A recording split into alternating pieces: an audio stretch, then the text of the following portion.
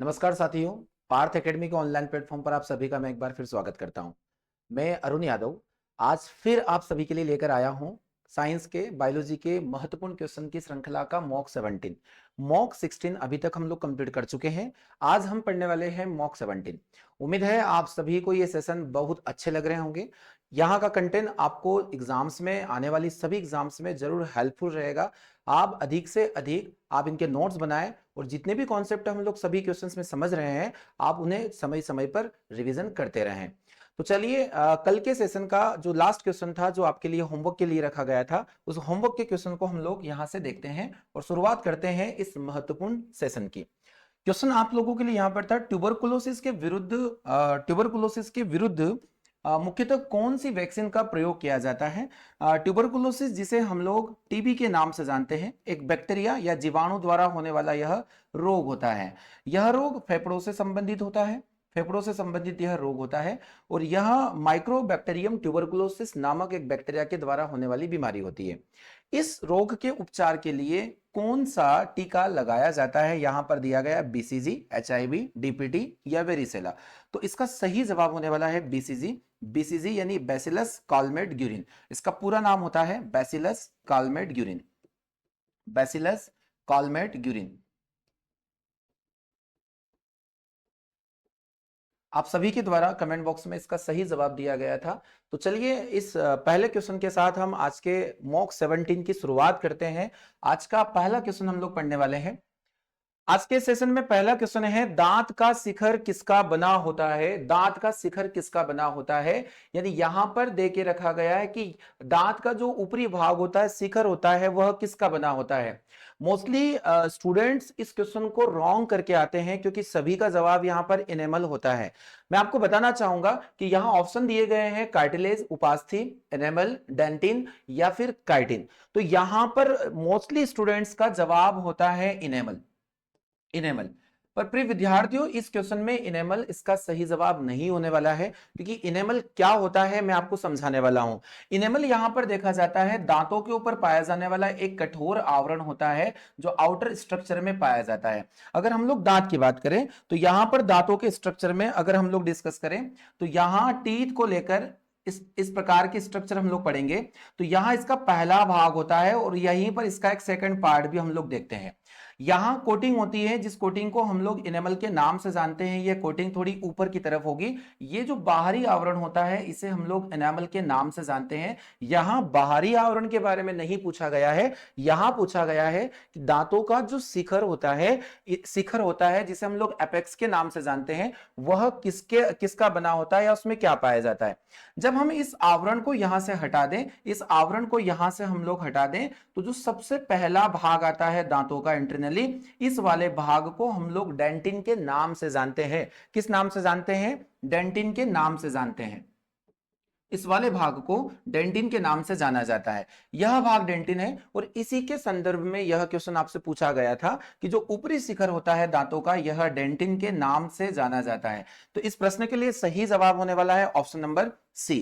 Enamel इसका answer नहीं होने वाला है। एनेमल एक आवरण होता है, एक एनवेलप होता है जो दांतों को कठोरता प्रदान करता है। इनेमल की अगर हम बात करें तो इनेमल का रासायनिक जो संगठन होगा यह कैल्शियम फॉस्फेट से मिलकर बना होता है। Calcium phosphate chemical composition calcium phosphate से मिलकर बना रहेगा इनेमल, जो शरीर का सबसे कठोर पदार्थ भी माना जाता है। आपसे मेरा एक क्वेश्चन है कि दांतों का पीएच वैल्यू किससे कम होने पर ये जो एनेमल होता है ये धीरे धीरे नष्ट होने की स्थिति में आ जाता है। कमेंट बॉक्स में आपको इस क्वेश्चन का जवाब देना है। तो इस प्रश्न का सही जवाब हो जाएगा ऑप्शन नंबर सी। बढ़ते हैं अगले प्रश्न की ओर। तो इस सेशन में महत्वपूर्ण क्वेश्चन हम लोग लेकर आए हैं और सभी सीरीज में धमाकेदार सीरीज हमारी अभी चल रही है जो आने वाली सभी एग्जाम जिनमें साइंस कहीं ना कहीं एक मोस्ट इंपोर्टेंट रोल प्ले करने वाला है वहां आपकी एग्जाम यहां से मदद मिलेगी। सेकंड क्वेश्चन आज देखिएगा कि पेप्सिन यहां पर क्या होगा, पेप्सिन क्या होता है। हमारे शरीर से संबंधित यह क्वेश्चन है। पेप्सिन किसे कहते हैं, पेप्सिन क्या होता है। यहां पर ऑप्शन है हार्मोन, एंजाइम, विटामिन और कोई न्यूट्रिएंट या पोषक तत्व। देखिए आप सभी भली भांति जानते हैं कि हमारे आमाशय से हमारे आमाशय से अलग अलग प्रकार की जो कोशिकाएं होती है वहां से अलग अलग प्रकार के एंजाइम निकलते हैं। इन्हीं एंजाइम में अगर हम लोग बात करें तो यहाँ दो प्रकार के एंजाइम पाए जाते हैं। पहला एंजाइम होता है पेप्सिन और दूसरा यहाँ पर होगा रेनिन। पेप्सिन और रेनिन, अगर हम पेप्सिन की बात करें तो यह प्रोटीन को पचाने वाला एक एंजाइम होता है जो प्रोटीन को पेप्टोन्स में कन्वर्ट करने का काम करेगा। प्रोटीन को कन्वर्ट करने का काम करेगा पेप्टोन्स के अंदर। वही रेनिन अगर हम बात करें तो रेनिन दूध की केसिन प्रोटीन को पचाता है। दूध की केसिन प्रोटीन को डाइजेस्ट करने का कार्य किसके द्वारा किया जाता है? रेनिन प्रोटीन के द्वारा किया जाता है। यहां पेप्सिन एक एंजाइम माना जाएगा। यह एंजाइम प्रोटीन को पेप्टोन्स में कन्वर्ट करने का कार्य करता है। तो इस क्वेश्चन का सही जवाब होने वाला है हमारे बीच में कि पेप्सिन क्या है, तो पेप्सिन एक प्रकार का एंजाइम होता है, ऑप्शन नंबर बी। सभी एंजाइम क्या होते हैं? तो सभी एंजाइम प्रोटीन होते हैं, प्रोटीन के कंपोजिशन से ही ये बनते हैं। तो यहां इसका सही जवाब हम लोग देखने वाले हैं ऑप्शन नंबर बी। चलिए बढ़ते हैं नेक्स्ट प्रश्न की ओर।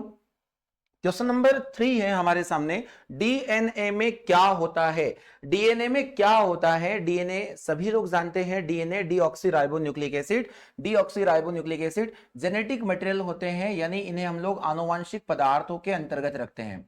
आनुवांशिक पदार्थों के अंदर रखेंगे या इन्हें हम लोग जेनेटिक मटेरियल के नाम से जानते हैं। जेनेटिक मटेरियल क्या होता है कि पीढ़ी दर पीढ़ी लक्षणों को संचरित करने का प्रमुख कार्य होगा। डीएनए और आरएनए, हमारी कोशिका में भी डीएनए पाया जाता है। तो यहां हम लोग देखेंगे कि डीएनए में बहुत यूनिक क्वेश्चन है। देखिए ऐसे ऐसे प्रश्न एग्जाम्स में पूछे जाते हैं। तो यहां पर हमें ऑप्शन दिए गए हैं, अमीनो एसिड एक प्रकार का अमीनो एसिड है, या कोई पेप्टाइड्स है, पेप्टोन्स है, या न्यूक्लियोटाइड्स है। बड़ा ही यूनिक क्वेश्चन है। तो यहां डीएनए के बारे में मैं आपको बताना चाहूंगा कि जो डीएनए होते हैं वो किसके बने होते हैं। अगर हम लोग डीएनए को डिस्कस करें, पूरा नाम इसका डीऑक्सीराइबोस न्यूक्लिक एसिड होता है। डीऑक्सीराइबोस शर्करा इसके अंदर पाई जाती है, जो एक प्रकार की मोनोसेकेराइड शर्करा मानी जाती है। यहां जो शर्करा होगी इसका नाम होगा डीऑक्सीराइबोस शर्करा। डीऑक्सीराइबोस शर्करा, और यह शर्करा डीएनए में प्रमुख रूप से पाई जाती है। ये जो डीऑक्सीराइबोस न्यूक्लिक एसिड होते हैं, ये अलग अलग प्रकार के पॉलीन्यूक्लियोटाइड से मिलकर बने होते हैं। पॉलीन्यूक्लियोटाइड से मिलकर बने होते हैं। ये पॉलीन्यूक्लियोटाइड अगर हम लोग देखें तो अलग अलग प्रकार के न्यूक्लियोटाइड्स होते हैं, यानी इन न्यूक्लियोटाइड्स में अलग अलग प्रकार के नाइट्रोजनी बेस पाए जाते हैं, जिन्हें हम लोग नाइट्रोजनस बेस बोलेंगे या नाइट्रोजन क्षार बोलेंगे। नाइट्रोजनी क्षार के नाम से इन्हें हम लोग जान सकते हैं। ये जो पॉलीन्यूक्लियोटाइड होते हैं, ये पॉलीन्यूक्लियोटाइड नाइट्रोजनी बेस से मिलकर बने होते हैं। और ये नाइट्रोजनी बेस 4 प्रकार के होते हैं जो डीएनए में पाए जाते हैं, जिनमें हम लोग पहला एडिनिन, दूसरा यहां पर हम देखेंगे एडिनिन ग्वानिन, ऑप्शन नंबर 3 पे आ जाता है यहां पर साइटोसिन, और यहां आ जाएगा नंबर 4 पर थाइमिन। एडिनिन, ग्वानिन, थाइमिन और साइटोसिन, ये 4 प्रकार के नाइट्रोजनस बेस पाए जाते हैं जो डीएनए के अंदर प्रेजेंट होते हैं। तो यहां पर एक महत्वपूर्ण प्रश्न यहां पर आया है कि जो डीएनए होते हैं वो न्यूक्लियोटाइड्स होते हैं। डीएनए क्या होंगे? न्यूक्लियोटाइड होंगे। इसका सही जवाब हो जाएगा ऑप्शन नंबर डी। बड़े ही अच्छे क्वेश्चन है, अच्छे प्रश्न इस श्रृंखला में हम लोग कंटिन्यू कर रहे हैं, तो आप सभी इन सभी प्रश्नों को बहुत अच्छे से समझे। चलिए आज की श्रृंखला को कंटिन्यू करते हुए बढ़ते हैं अगले प्रश्न की ओर। प्रश्न हमारे सामने है फोर्थ क्वेश्चन हम लोग देखेंगे। यहां पर दिया गया है कि कौन सा कार्बोहाइड्रेट मोनोसेकेराइड होता है।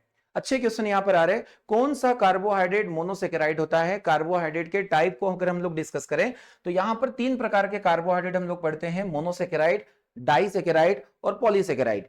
मोनोसेकेराइड शर्करा यहां पर पूछी जाती है, तो यह शर्करा सबसे सरल प्रकार की शर्करा मानी जाती है, यानी इसे हम लोग सिंपलेस्ट शुगर के नाम से जानते हैं, सिंपलेस्ट शुगर। यह शर्करा स्वाद में अत्यंत मीठी होती है, यानी कि इनमें मीठापन होता है इन शर्करा में, और यह सबसे सरल शर्करा के नाम से जानी जाती है। यहां अगर हम लोग देखें तो मोनोसेकेराइड कौन कौन से हो सकते हैं, तो यहां पर मोनोसेकेराइड के तौर पर अगर हम लोग बात करें ग्लूकोज की, तो ग्लूकोज एक प्रकार का मोनोसेकेराइड होता है। वही अगर हम लोग फ्रक्टोज को देखें तो फ्रक्टोज भी एक प्रकार का मोनोसेकेराइड माना जाता है। फ्रक्टोज एक प्रकार का मोनोसेकेराइड। वही अगर हम लोग डीएनए और आरएनए की शर्करा को डिस्कस करें, डीएनए आरएनए, डीएनए में डीऑक्सीराइबोस शर्करा और यहाँ राइबोस शर्करा, ये दोनों प्रकार की शर्करा भी मोनोसेकेराइड शर्करा के अंतर्गत मानी जाती है। वही अगर हम लोग देखें गैलेक्टोज, यहाँ गैलेक्टोज भी एक प्रकार की मोनोसेकेराइड शर्करा के अंतर्गत आने वाली शर्करा मानी जाती है। तो यहां हम डिस्कस करने वाले पहला ऑप्शन यहां पर दिया गया है सुक्रोज। सुक्रोज एक प्रकार की डाइसेकेराइड शर्करा मानी जाती है, यह मोनोसेकेराइड के अंतर्गत नहीं होगी। वही अगर ग्लूकोज और फ्रक्टोज की बात करें तो मैंने अभी आपको समझाया कि यहां ग्लूकोज और फ्रक्टोज दोनों प्रकार की शर्करा मोनोसेकेराइड शर्करा होती है, जो सबसे सिंपलेस्ट लेवल की शर्करा मानी जाती है। यहां गैलेक्टोज भी इसका सही जवाब होगा और उपयुक्त सभी। तो यहां इसका बिल्कुल करेक्ट आंसर हम लोग लेंगे ऑप्शन नंबर बी, यानी ग्लूकोज और फ्रक्टोज इसका बिल्कुल सही जवाब होने वाला है इस प्रश्न के लिए, कि ग्लूकोज और फ्रक्टोज को हम लोग यहां पर बोलेंगे कि यह एक मोनोसेकेराइड शर्करा मानी जाती है। आपको यहां की पॉइंट में विशेष ध्यान रखना है कि डीएनए और आरएनए में पाई जाने वाली शर्करा किस शर्करा के नाम से जानी जाती है, तो यह मोनोसेकेराइड शर्करा होती है। चलिए बढ़ते हैं। अब आपसे एक मेरा क्वेश्चन है यहां पर कि सुक्रोज जो है वो किन दो मोनोसेकेराइड शर्करा से मिलकर बना होता है, तो सुक्रोज का निर्माण ग्लूकोज प्लस फ्रक्टोज के मिलने से ही होता है। तो उम्मीद है आपको इतनी जानकारी समझ में आई होगी। नेक्स्ट क्वेश्चन पर हम लोग बढ़ेंगे। क्वेश्चन नंबर 5 है, यहां पर दिया गया है आहार नाल के किस भाग में प्रोटीन का अमीनो अम्ल में, यानी प्रोटीन जो होगा वो अमीनो एसिड्स में डिग्रेडेशन यहां पर होने वाला है, यानी निम्नीकरण होता है कि किस भाग में प्रोटीन अमीनो एसिड के अंदर कन्वर्ट होने वाला है। तो देखिए प्रोटीन को अगर हम लोग डिस्कस करें तो प्रोटीन एक प्रकार के नाइट्रोजन युक्त पदार्थ माने जाते हैं, क्योंकि ये कार्बन, हाइड्रोजन, ऑक्सीजन और नाइट्रोजन से मिलकर बने होते हैं। सभी प्रोटीन कार्बन, हाइड्रोजन, ऑक्सीजन और नाइट्रोजन से मिलकर बने होते हैं। अगर हम लोग प्रोटीन की बात करें तो शरीर में हमारे अंदर मांसपेशियों की मरम्मत करने में प्रोटीन का बहुत बड़ा योगदान होता है। मांसपेशियों का निर्माण करना या इन्हें रिपेयर करने में प्रोटीन का बहुत बड़ा योगदान होता है। वही अगर हम लोग प्रोटीन को बाय प्रोडक्ट अगर हम लोग देखें कि पाचन प्रक्रिया में होता क्या है कि एक जटिल भोज्य पदार्थों को अंततः उसको सरल पदार्थों में कन्वर्ट करने की प्रक्रिया होती है और इसी का नाम होता है पाचन। इसी प्रोसेस में जो पाचन प्रोटीन होता है वो अंत में अमीनो एसिड में जाकर कन्वर्ट हो जाता है, यानी अमीनो अम्ल। हमारे शरीर में कितने प्रकार के अमीनो अम्ल पाए जाते हैं, तो डियर स्टूडेंट मैं आपको जानकारी देना चाहूंगा, हमारे शरीर में कुल 20 प्रकार के अमीनो अम्ल पाए जाते हैं, जिनमें से आधे अमीनो एसिड्स को हम भोजन के द्वारा ग्रहण करते हैं और आधे शरीर में स्वतः बनते हैं। पर जिन्हें भोजन के द्वारा ग्रहण किया जाता है वो काफी महत्वपूर्ण हमारे शरीर के लिए माने जाते हैं। तो यहाँ 20 प्रकार के अमीनो अम्ल, यह क्वेश्चन एग्जाम्स में कई बार टारगेट किया जा चुका है। तो यहाँ हम लोग देखेंगे कि किस भाग में प्रोटीन अमीनो एसिड में कन्वर्ट होगा, तो इसका सही जवाब होने वाला है छोटी आंत। छोटी आंत। और अगर मैं डिस्कस करूं यहां कौन सा एंजाइम है जो यह काम करता है प्रोटीन को अमीनो एसिड में, तो इस एंजाइम का नाम होने वाला है इरेप्सिन नामक एंजाइम। कौन सा एंजाइम डियर स्टूडेंट? इरेप्सिन नामक एंजाइम। इरेप्सिन नामक एंजाइम, इरेप्सिन नामक एंजाइम जो प्रोटीन को अमीनो एसिड में कन्वर्ट करने का काम करता है। तो इस प्रश्न का सही जवाब होने वाला है option number A, small intestine. Question number 6 पर मूव करेंगे। क्वेश्चन नंबर 6 है, मनुष्य के शरीर में निष्क्रिय अंगों का एक समूह माना जाता है। मनुष्य के शरीर में जो वेस्टिजियल ऑर्गन है उनका एक ग्रुप आपको पहचाना है। आप क्वेश्चन का लेवल देख सकते हैं, इस प्रकार के प्रश्न एग्जाम्स में जरूर पूछे जाते हैं और बहुत कम स्टूडेंट हैं जो इन्हें टारगेट कर पाते हैं। अब हम यहां पर देखेंगे कि हमारे शरीर में जो वेस्टिजियल ऑर्गन होते हैं वो क्या होते हैं, निष्क्रिय अंग किसे कहते हैं।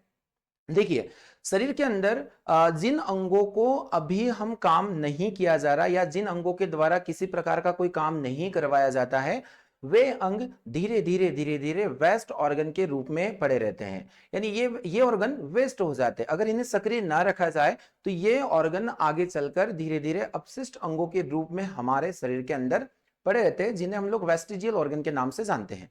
और इन्हीं में से कुछ समय पहले इन ऑर्गन का उपयोग हुआ करता था, पर समय धीरे धीरे धीरे धीरे इनका उपयोग कम होता गया और ये आज हमारे शरीर के अंदर अवशेषी अंग के रूप में पड़े हुए हैं, जिनका आज हम उपयोग नहीं करते। तो ऐसे ही कुछ ऑर्गन हम लोग देखेंगे कि हमारे अंदर वेस्टिजियल ऑर्गन के फॉर्म में यहां पर पढ़ा जाए। तो यहां पर एक दिया गया वर्मीफॉर्म अपेंडिक्स, यानी कि कृमि रूपी परिशेषिका अपेंडिक्स। इसके अलावा यहां पर दिया गया है ऑलिक्रेनन प्रवर्ध होते हैं, इसके बाद रोम और कॉकलिया। तो कॉकलिया यहां पर है, बट इसमें कुछ चीजें ऐसी हैं जो वेस्टिजियल ऑर्गन हमारे अंदर नहीं होती, जैसे यहां पर रोम दिया है, ऑलिक्रेनन प्रवर्ध दिए हैं। अगला हम लोग देखते हैं, यहां पर दिया गया विजडम टीथ, जिसे हम लोग अक्लदार के नाम से जानेंगे या बुद्धि दंत कहते हैं।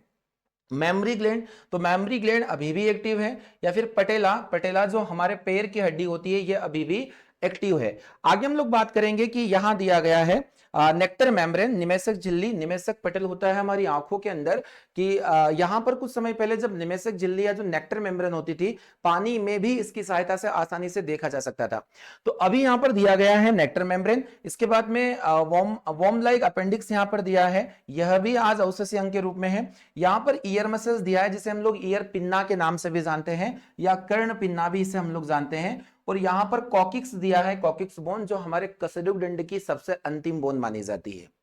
तो यहां हम लोग देखेंगे कि यहां जो ऑप्शन नंबर सी देकर रखा गया है, इसमें सभी के सभी वेस्टिजियल ऑर्गन को रखा गया है कि यह जो समूह यहां पर दिया गया है, ये सभी वेस्टिजियल ऑर्गन आज हमारे शरीर में रहे हैं। तो इन्हें आप बिल्कुल अच्छे से अपनी कॉपी में नोट कर लीजिएगा। तो इसका सही जवाब हो जाएगा ऑप्शन नंबर सी। बढ़ते हैं इसी के साथ नेक्स्ट प्रश्न की ओर। अगला क्वेश्चन है हमारे सामने कि यहां पर दिया गया एनालोगस ऑर्गन क्या होंगे, या यहां पर समवर्ती अंग इन्हें हम लोग कहते हैं। समवर्ती अंग क्या होते हैं? देखिए, अगर हम लोग देखें तो ह्यूमन इवोल्यूशन एक टॉपिक होता है जिसके क्वेश्चन एग्जाम्स में देखने को मिलते हैं। इस प्रकार के सभी प्रश्न अगर आएंगे तो यह मानव विकास वाले टॉपिक से आते हैं और यह टॉपिक बड़ा महत्वपूर्ण माना जाता है, जहां पर वेस्टिजियल ऑर्गन, एनालोगस या फिर हम लोग होमोलोगस ऑर्गन भी पढ़ते हैं, इन सभी ऑर्गन को पढ़ा जाता है। समवृत्ति अंग क्या होते हैं? दो प्रकार के अंग में आज आपको पढ़ाने वाला हूं। एक होता है एनालोगस ऑर्गन, एनालोगस ऑर्गन जिसे हम लोग समवृत्ति अंग के नाम से जानते हैं, और एक होता है होमोलोगस यानी कि जिन्हें हम लोग समजात कहेंगे। समजात अंग, समजात और समवृत्ति अंग क्या होते हैं, इन दोनों को हम लोग समझते हैं। होमोलोगस और एनालोगस ऑर्गन क्या होते हैं? देखिए, कुछ जानवरों में होता है, जैसे अगर हम लोग हमारे हाथों की बात करें और घोड़े के अग्र पैर की बात करें, तो दोनों अगर हम लोग देखें तो दोनों का फंक्शन अलग अलग है। घोड़ा अपने अग्र हाथों को यूज करता है दौड़ने के लिए, वही हम हमारे हाथों को यूज करते हैं किसी अदर पर्पस के लिए। तो यहां पर दोनों का स्ट्रक्चर एक जैसा था, बट इनके काम अलग अलग हो जाते हैं, यानी कि कुछ चीजें या कुछ अंग ऐसे होंगे जो कार्य में अलग अलग होते हैं, पर जिनका उत्पत्ति या जिनका ओरिजिन वो एक जैसा हुआ है। तो ये अंग होंगे। या फिर हम लोग ये भी बोल सकते हैं चमगादड़ के पंख और तितलियों के पंख। अगर हम देखा जाए तो चमगादड़ के और तितली के पंख में बहुत ज्यादा विभिन्नता होती है, काफी वेरिएशन यहां पर पाया जाता है। फिर भी इन दोनों का कार्य उड़ने का होता है, यानी इन दोनों के द्वारा एक समान कार्य किया जाता है, उड़ने का कार्य। तो इनके कार्य समान हो गए और उत्पत्ति रचना अलग अलग, और जिनके काम या इनका जो वर्ग एक समान रहेगा और जिनका ओरिजिन अलग अलग रहेगा, ऐसे ऑर्गन को हम एनालोगस ऑर्गन के नाम से या समवृत्ति के नाम से जानेंगे, कि जिनका कार्य समान है, कार्य समान है और उत्पत्ति रचना अलग अलग है, या जिन्हें ओरिजिन अलग अलग तरीके से किया, उत्पत्ति या रचना भिन्न भिन्न होगा। और वही अगर हम लोग समजात अंगों की बात करें तो समजात या होमोलोगस ऑर्गन जो होंगे वो ऐसे होते हैं कि जिनमें कार्य भिन्न भिन्न होता है और उत्पत्ति रचना एक समान होती है, जैसे घोड़े के अग्र पैर और हमारे हाथ, ये दोनों एक जैसी उत्पत्ति के होते हैं, फिर भी इनके कार्य जो है वो अलग अलग होते हैं। तो उत्पत्ति रचना भिन्न और कार्य जिनका समान होता है वे समवृत्ति अंग के नाम से जाने जाएंगे। तो यहां हम लोग ऑप्शन पढ़ना चाहेंगे। तो यहां पहला ऑप्शन दिया है चमगादड़ के पंख और तितली के पंख, तो इसका ऑप्शन नंबर एक ही सही होने वाला है कि यहां जो दिए गए ऑप्शन है वहां समवृत्ति अंगों में ऑप्शन नंबर एक करेक्ट होने वाला है। तो उम्मीद है यह क्वेश्चन आप लोगों को काफी अच्छे से समझ में आया होगा। चलिए बढ़ते हैं नेक्स्ट प्रश्न की ओर। अगला क्वेश्चन है हमारे पास, डार्विनिज्म क्या है? देखिए, आज के इस सेशन में मोस्टली क्वेश्चन इवोल्यूशन को लेकर मैं आया हूं, और इवोल्यूशन से किस प्रकार के क्वेश्चन आ सकते हैं तो मैं आपको यहां इस सेशन में हम लोग डिस्कस कर रहे हैं। तो यहां पूछा गया है डार्विनिज्म क्या है, तो हम लोगों ने डार्विन और लेमार्क के बारे में स्मॉल क्लासेस में हम लोग पढ़ चुके हैं। लेमार्क के भी कुछ सिद्धांत हुए हैं और डार्विन के भी सिद्धांत हुए हैं। यहां पर एक बहुत अच्छा क्वेश्चन पूछा जाता है कि प्राकृतिक चयन, नेचुरल सिलेक्शन का जो सिद्धांत है वो किसके द्वारा दिया गया था? नेचुरल सिलेक्शन का सिद्धांत किसका द्वारा दिया गया था, या नेचुरल सिलेक्शन या प्राकृतिक चयन? तो यहां पर हम डार्विन को पढ़ते हैं। डार्विन के द्वारा यहां पर नेचुरल सिलेक्शन जो थ्योरी था वो दिया गया था। यानी इसके अकॉर्डिंग ये कहा जाता है कि प्रकृति उनका चयन करती है जो संघर्ष करना जानते हैं।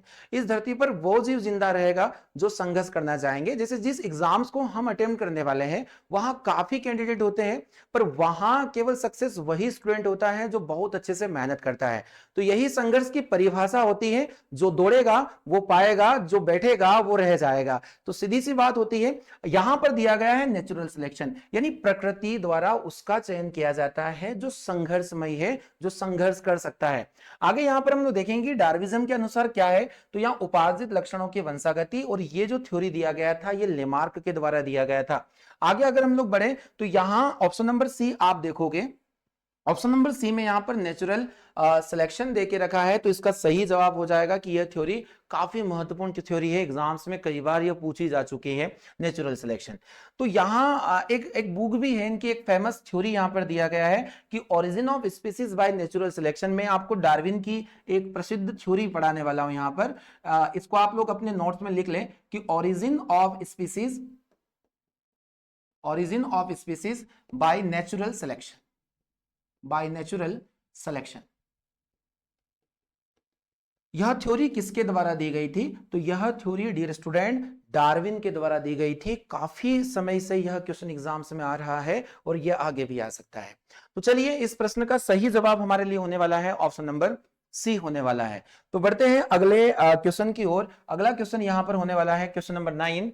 ऑर्क्योप्टेरिस, ऑर्क्योप्टेरिस किसका संयोजक माना जाता है? ऑर्क्योप्टेरिस वाज अ क्रिएटर ऑफ, किसके बीच की संयोजक कड़ी या किसके बीच की लिंक हम इसको बोल सकते हैं, यह किसको जोड़ता है? तो अगर आपने ऑर्क्योप्टेरिस नामक जीव का नाम नहीं सुना है तो मैं इसके बारे में आपको बताने वाला हूं। देखिए यहां पर दो क्लासेस में डिस्कस आपसे करूंगा, और पहली क्लास यहां पर आने वाली है जिसे हम लोग कहते हैं रेप्टाइल। रेप्टाइल यानी जिन्हें हम लोग सरीसृप के नाम से भी जान सकते हैं, सरीसृप के नाम से जान सकते हैं। तो पहले जीव सरीसृप होते हैं, और सरीसृप वे जीव होते हैं जो रेंग कर चलते हैं, रेंग कर चलते हैं, यानी इन्हें रेप्टाइल इसलिए कहा जाता है कि ये रेंग कर चलने वाले जीव होते हैं।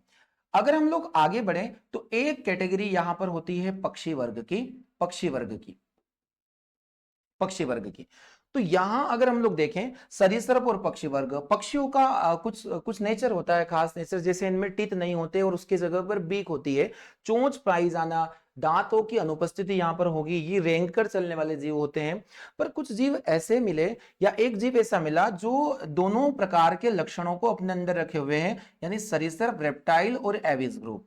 यहां ऑर्क्योप्टेरिस एक ऐसा विलुप्त प्राणी है, विलुप्त जीव है, एक ऐसा जीव माना जाता है जो सरीसृप और पक्षी वर्ग के बीच की कड़ी माना जाता है। तो बिल्कुल सही जवाब इसका होने वाला है कि हमारे पास जो ऑर्क्योप्टेरिस होता है वो सरीसृप और पक्षी वर्ग। तो यहां हमारे पास ऑप्शन है ऑप्शन नंबर डी, यानी कि रेप्टाइल एंड बर्ड्स के बीच का इसको कनेक्टेड लिंक हम लोग बोलेंगे, एक संयोजक कड़ी के नाम से जानते हैं। तो ऑप्शन नंबर डी होने वाला है इस प्रश्न का बिल्कुल सही जवाब। इवोल्यूशन के बहुत अच्छे क्वेश्चन आज के सेशन में मैं आपसे डिस्कस कर रहा हूं। चलिए बढ़ते हैं नेक्स्ट प्रश्न की ओर। अगला क्वेश्चन हम लोग देख रहे हैं कि वन पारिस्थितिकी तंत्र में हरे पौधे क्या होते हैं।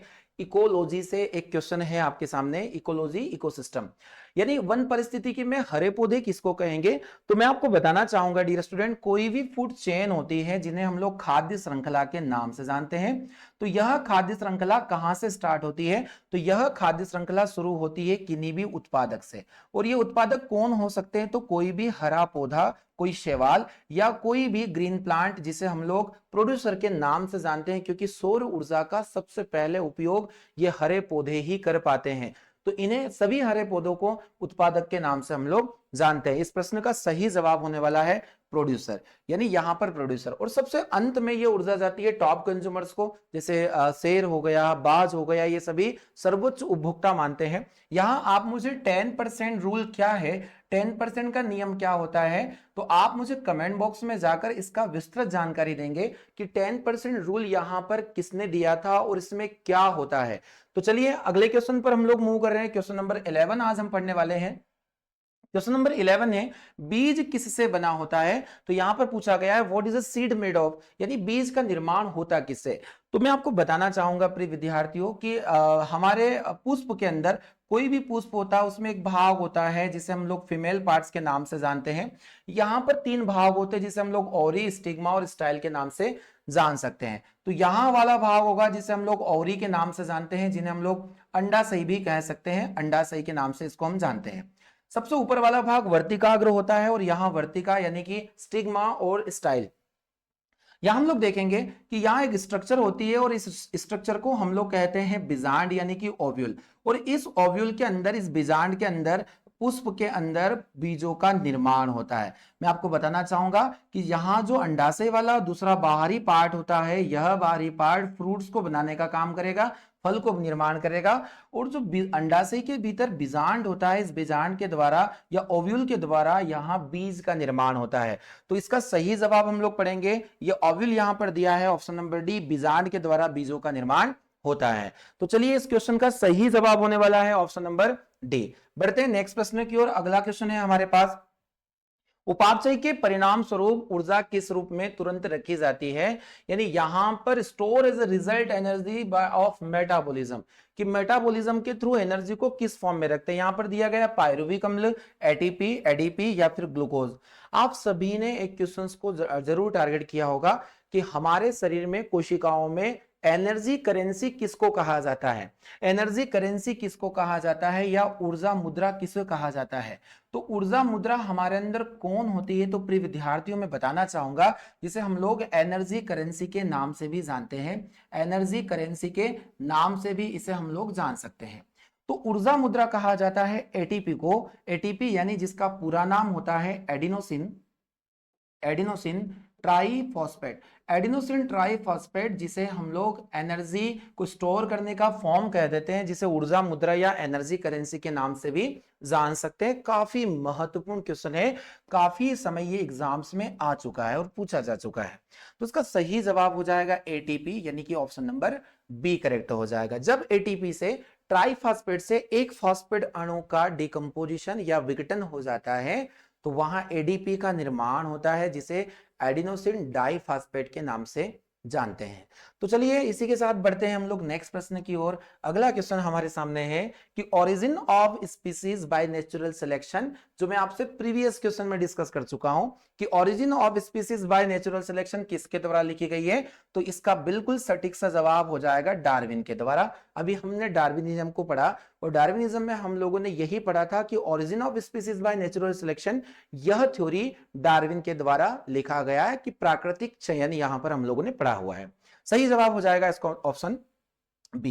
यहां एक क्वेश्चन और भी है, लेमार्क के द्वारा उपार्जित लक्षणों की वंशागति यहां पर दी गई थी और मेंडल यहां पर आनुवंशिकी के जनक या फादर ऑफ जेनेटिक्स के नाम से जाने जाते हैं।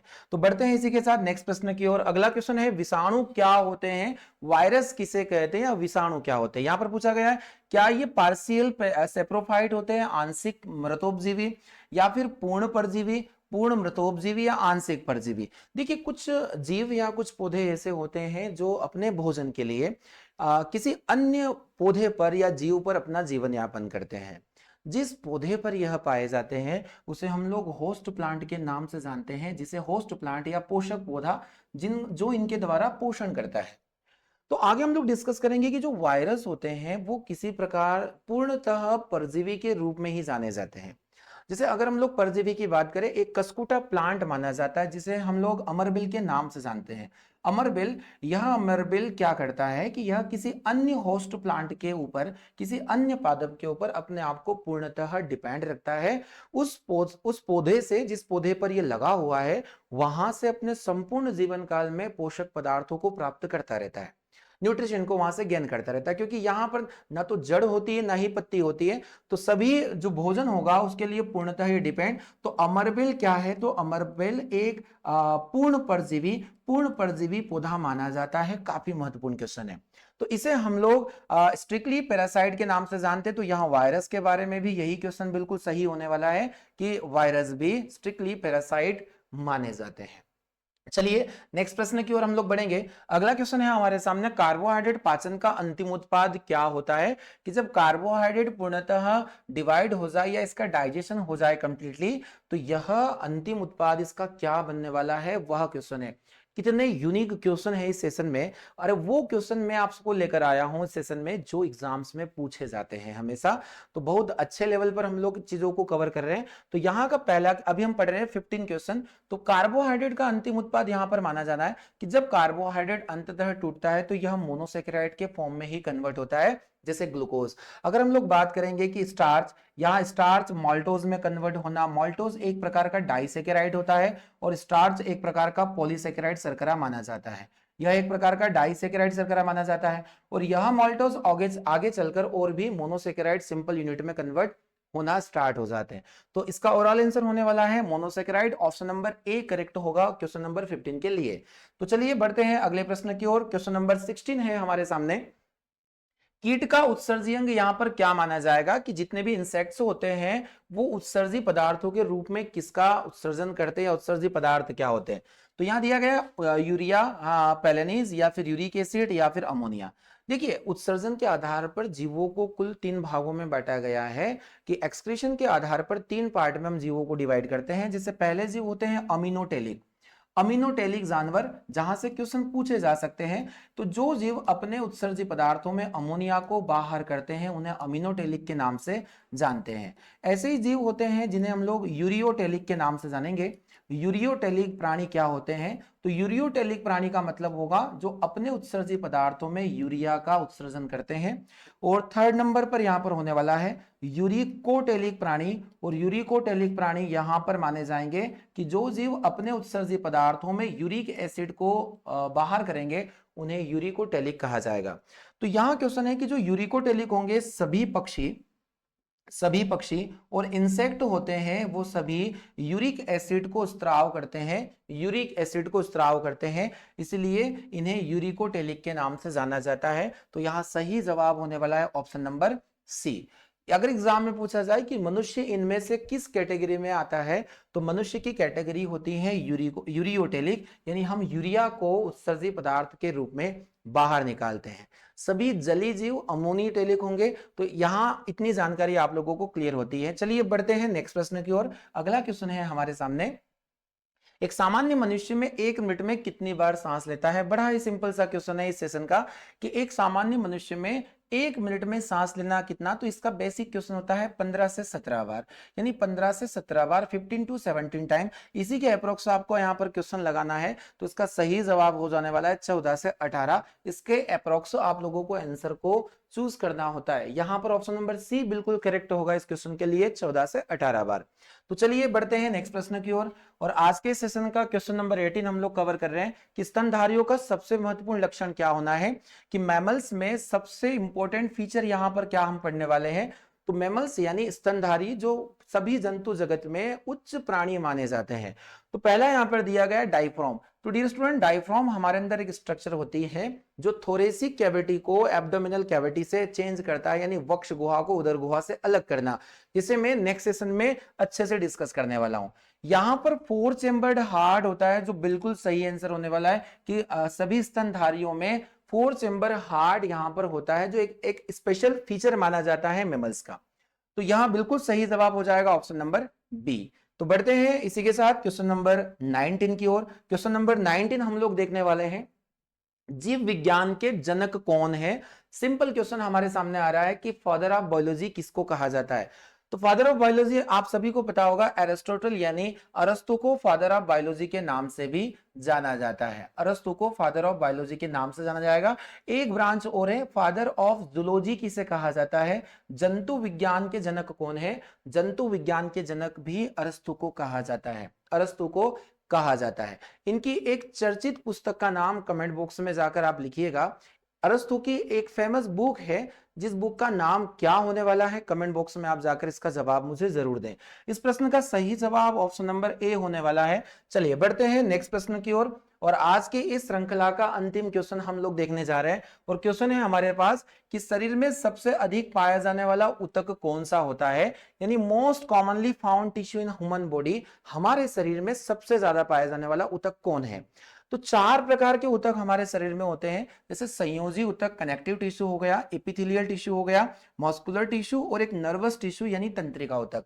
इन सभी में अगर हम लोग देखें तो यहां पर मोस्ट इंपोर्टेंट क्वेश्चन बनता है कि संयोजी ऊतक या कनेक्टिव टिश्यू हमारी बॉडी में सबसे ज्यादा पाए जाते हैं, क्योंकि हमारे कनेक्टिव टिश्यू में हम लोग सभी बोन को, हमारे अंदर जितनी भी बोन होती है, बोन के बाद कार्टिलेज, उपास्थि को हम लोग यहाँ टारगेट करते हैं। देन ब्लड इसके अंदर इन्वॉल्व हो जाएगा, रक्त को भी हम लोग यहाँ पर शामिल करेंगे, रक्त यहाँ पर इंक्लूड होने वाला है। इसके अलावा टेंडॉन और लिगामेंट भी यहाँ पर शामिल हो जाते हैं, ये सभी के सभी कनेक्टिव टिश्यू माने जाते हैं। इसके अलावा एडिपोज टिश्यू को भी कनेक्टिव टिश्यू यहां पर माना जाता है। साथ ही एरियोलर टिश्यू भी यहां पर माना जाता है कि एरियोलर या वायवीय ऊतक हमारे शरीर के अंदर पाए जाते हैं। तो काफी ज्यादा पाए जाने वाला जो ऊतक हमारे शरीर में होता है, ये सभी कनेक्टिव टिश्यू के अंतर्गत आते हैं, जिन्हें हम नेक्स्ट सेशन में काफी डिटेल समझने वाले हैं। तो यहां आज के इस श्रृंखला का 20 क्वेश्चन और लास्ट क्वेश्चन हम लोगों ने कंप्लीट किया है। तो चलिए अब बारी है हमारे होमवर्क की, और आज के होमवर्क के लिए क्वेश्चन आपको मिलने वाला है। क्वेश्चन है आपके लिए कि निम्नलिखित में से कौन सा जंतु श्वसन तो करता है परंतु श्वसन अंग नहीं होता। देखिए कितना अच्छा, कितना शानदार क्वेश्चन है आपके लिए कि कौन सा जानवर है जो श्वसन तो करेगा परंतु उसके अंदर श्वसन नहीं पाया जाता। चलिए इसके ऑप्शन को हम लोग डिस्कस कर लेते हैं। यहां पर आपके लिए ऑप्शन मिलने वाला है कॉकरोच, यहां पर मेंढक का टैडपोल लार्वा, क्योंकि मेंढक में मेटामॉर्फोसिस होता है, रूपांतरण, उसमें टैडपोल एक अवस्था होती है। यहां अर्थवॉर्म यानी केचवा, और उपयुक्त में से कोई नहीं। इस प्रश्न का जवाब आप सभी के द्वारा कमेंट बॉक्स में जाकर, इनके क्वेश्चन के आंसर नहीं दिए जाते हैं, आप सभी से एक रिक्वेस्ट है कि जरूर आप इनके आंसर दें, तो अच्छे अच्छे क्वेश्चन आप लोगों के लिए हम लोग लेकर आ रहे हैं। चलिए तो इसी के साथ आज के सेशन को हम लोग एंड करते हैं, मिलते हैं हम लोग नेक्स्ट सेशन में। एक बार फिर मैं बोलना चाहूंगा कि सेशन अगर आपको पसंद आ रहा है तो अपने अधिक से अधिक दोस्तों को इसको शेयर करें, ज्यादा से ज्यादा लाइक करें और कमेंट करें। आपका एक अच्छा कमेंट हमें एक पॉजिटिव एनर्जी प्रोवाइड करता है। तो आज के लिए इतना ही, मिलते हैं नेक्स्ट सेशन में।